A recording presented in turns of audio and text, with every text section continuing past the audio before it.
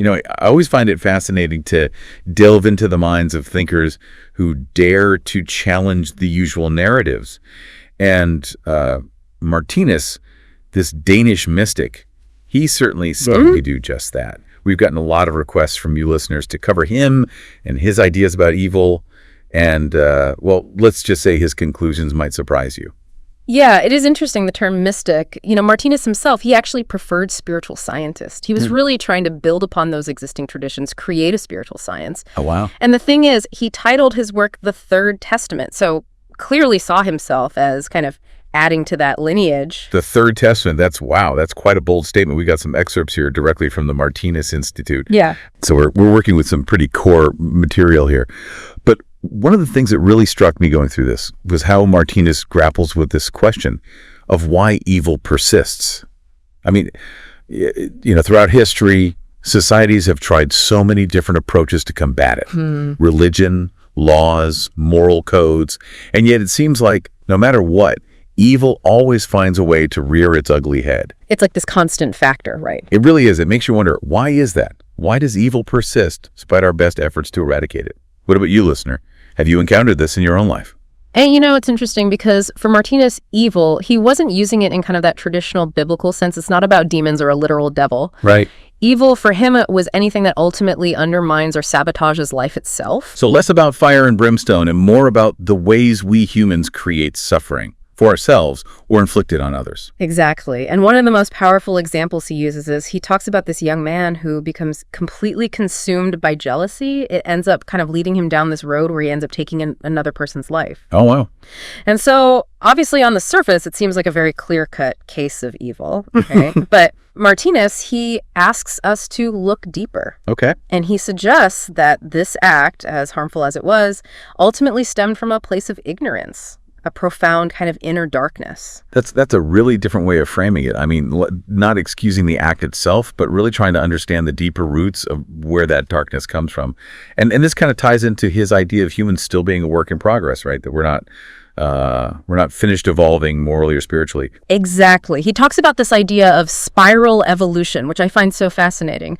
This concept that all of existence, from minerals to plants to animals to us, is in this constant state of evolving towards higher and higher levels of consciousness. And what's really interesting is the implication that even we as humans, we're not the final product. Like there's still something beyond our current state. That's both exciting and also a little daunting. Like, okay, so we're not stuck here, but wait, there's more to figure out.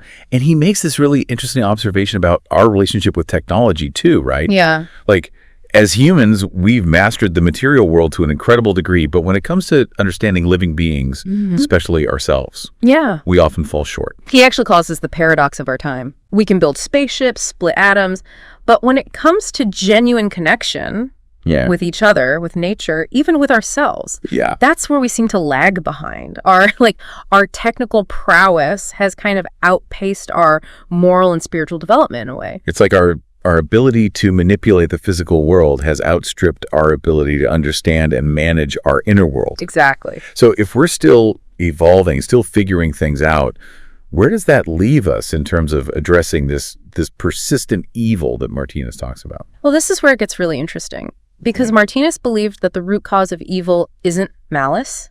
Yeah. It's not that people are inherently bad. It's actually ignorance. This lack of understanding, this clinging to outdated instincts that he saw as the root of so much suffering. Ignorance. Yeah. That's a bold statement. It almost sounds radical to think that so many problems, so much suffering could stem from simply not knowing any better. Right. Like if we just knew better, we'd do better. And he actually takes this concept a step further by connecting it to superstition. Okay. Now, we hear superstition, we often think of, old wives' tales or outdated beliefs. Right. But Martinus used it to describe any deeply ingrained behavior or belief that prevents us from seeing a more truthful, compassionate way of being. So it's not just about like black cats or walking under ladders. It's bigger than that. It's any belief system that keeps us stuck. And he uses this really interesting example. He points to humanity's reliance on eating meat. Okay, hold on now.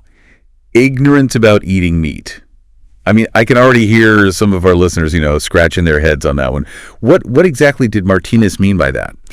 So it all goes back to this concept of spiral evolution, right? This idea that humanity is still a work in progress. And, he believed that just like we evolved beyond certain behaviors that were necessary in the past, like, tribal warfare or sacrificing animals to appease the gods, we're also evolving beyond the need to eat meat. So it's not just about like dietary choices. Yeah. It's more about recognizing that what might have been necessary for survival at one point in our evolution may not be serving us anymore. Right. In fact, it could even be causing harm. Exactly. And he saw our relationship with animals as this prime example of how these outdated behaviors can kind of become, like, a form of superstition almost. It's like it blinds us to a more compassionate, a more kind of evolved way of living. Interesting. And he argued that, by clinging to these old patterns, we're actually holding ourselves back from achieving that high intellectuality, that balance of, intellect and compassion that he said was essential for us to move forward in our evolution. It really makes you think, like, what other things that we consider perfectly normal today, it might be seen as superstitions in the future. What kind of blind spots do we have right now about our choices and the impact they have? It's a great question, isn't it? And for Martinus, this wasn't just some kind of abstract philosophical debate. He truly believed that recognizing our capacity for ignorance, for causing harm, even when we don't intend to, was really the key to creating a more compassionate and a more sustainable future for everyone. So how do we break free from these superstitions, from these ingrained patterns that might be holding us back? I mean, he wouldn't just, give us this dire warning with no solutions. Oh, absolutely not. No, Martinus was actually a really strong believer in our potential for growth, for transformation. Okay. He argued that by understanding the root cause of suffering, which he believed was this ignorance, this clinging to outdated ways of being, right, we could then consciously choose a different path. It's like that saying, once you know better, you do better. But it sounds like Martinus is taking that a step further. It's not just about intellectually knowing better. It's about really understanding on a deeper level that interconnectedness of all things. Yes. And that interconnectedness was really central to his teachings. He believed that anytime we harm others, we are ultimately harming ourselves as well. And conversely, when we act from a place of compassion, that compassion, it ripples outward and it eventually comes back to us. That would a boomerang. Exactly. And he didn't see this as some kind of mystical law or anything, but as a natural consequence of how interconnected everything is. Like, we're all threads in this vast and intricate tapestry. It makes me think of that quote from the Dalai Lama: "Be kind whenever possible.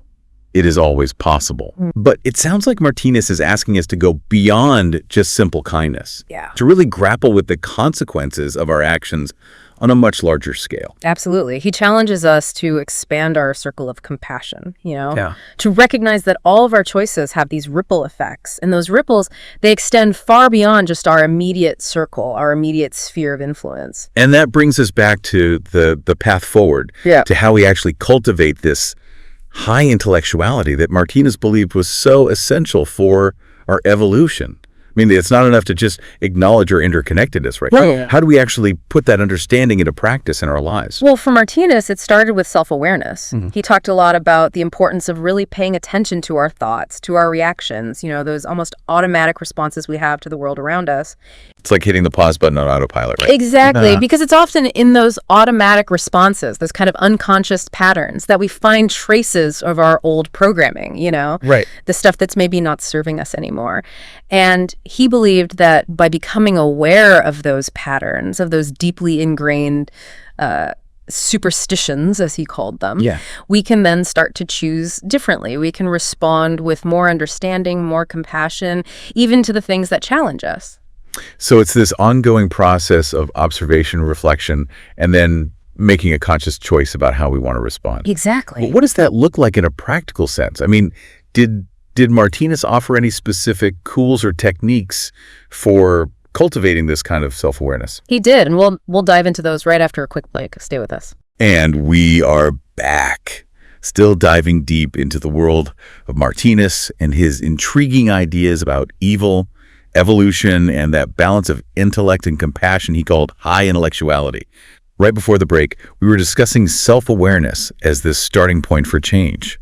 So did Martinus actually offer any specific practices for how to cultivate that self-awareness? He did. And one of the most interesting things he talked about was the importance of cultivating what he called an overview perspective. Overview perspective. Yeah, he believed that a lot of our suffering comes from getting so caught up in the minutia of daily life that we lose sight of the bigger picture. It's like that saying, you can't see the forest for the trees. Exactly. We get so focused on those immediate challenges, the perceived injustices, that we forget. We lose perspective on our place in, the grand scheme of things.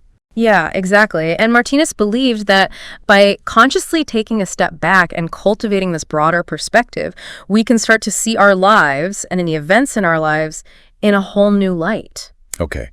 So how do we do that? How do we actually cultivate that overview perspective? Well, he suggested things like meditation and contemplation, practices that help quiet the mind Right. and kind of connect with that deeper sense of peace and stillness within. And he believed that through that stillness, through that quiet, that's where we gain a clearer understanding of ourselves and our place in the universe. So it's about accessing that space within, where we can observe our thoughts and emotions without getting swept away by them. But then how do we take that inner clarity, that understanding, and translate it into outward action? How do we actually live from a place of high intellectuality in our everyday lives? That's the million-dollar question, right? Yeah. And Martinus believed that it really came down to making conscious choices moment to moment that were aligned with our highest understanding. He talked about asking ourselves, in any situation, what is the most loving response? What is the most compassionate response? What will lead to greater understanding, greater harmony, both within myself and in the world around me? It's like that idea of living your values, but on a much deeper, more intentional level. Yes. It's not just about those grand gestures, those heroic acts. Right. It's about bringing that same awareness, that same compassion to even the smallest interactions, the everyday choices that we make. Absolutely. Because for Martinus, he really believed that it was those small, seemingly insignificant choices made consistently over time that ultimately determine the course of our individual and our collective evolution. Wow. He believed that every act of kindness, every moment of understanding, every time we choose love over fear, it adds to this collective momentum. And that momentum could eventually lead us to a more compassionate, more just, more enlightened world. It's a powerful vision, this idea that we're not just passive bystanders in the face of suffering and evil, but that we're actually active participants in the evolution of consciousness itself. And I think that's such a hopeful message, don't you think? I do. That even amidst all the complexities, all the challenges of being human, amidst all the pain and suffering that we see in the world, there's always hope. Yeah. Because as long as we're striving to understand, as long as we're making that effort to evolve, to choose compassion over ignorance, to choose love over fear, we are contributing to the creation of a brighter future. It's a beautiful thought. And listener, I think that's the most important takeaway from our deep dive today. This idea that we have the power to choose, to evolve, to make a difference in the world. So until next time, keep diving deep, keep asking those big questions, and keep choosing love.